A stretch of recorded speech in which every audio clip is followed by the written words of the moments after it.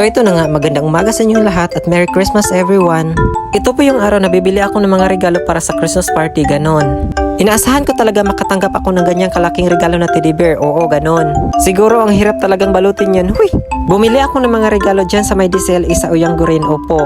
Alam nyo naman na makamura talaga bumili dito ng mga regalo, oo. At halos mga items pa nila dito ay nakasale, oo. Kinabukasan na nga ay Christmas party na namin. Around 6 PM ay mag-start na yung party kaso wala pa yung sundo. Huy! Medyo delay nga yung flight namin ngayon dahil sa sobrang traffic. Siguro tapos na silang kumain dun. Huy! At talagang mga batang ito ay gutom na rin. Buti na lang kami na lang yung hinihintay para mag-start na yung party. At ito na nga, napakilala na yung director namin dito sa Dole. And also the co-founder of this company, a little message from them. Ito naman yung kasamahan ko from Value Added Tax Team, kaway-kaway kay Jan. Unang ang sumayaw ng kalahok ay from Infotech Department.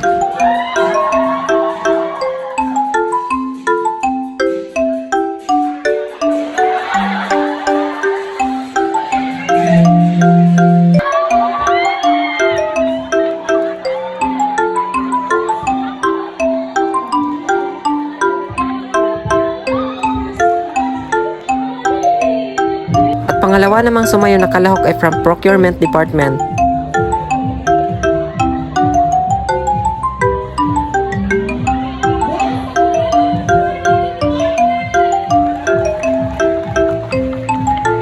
And this is it, this is me from BAT Department. Huy!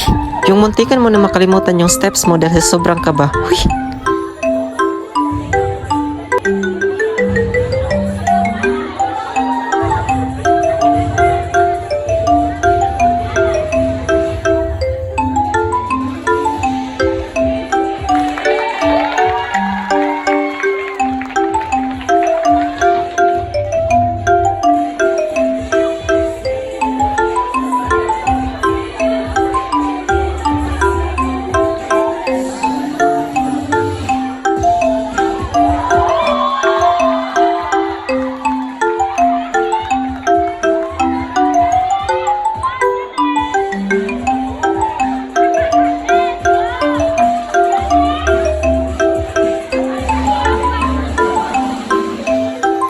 So ito na yun, kakain na tayo.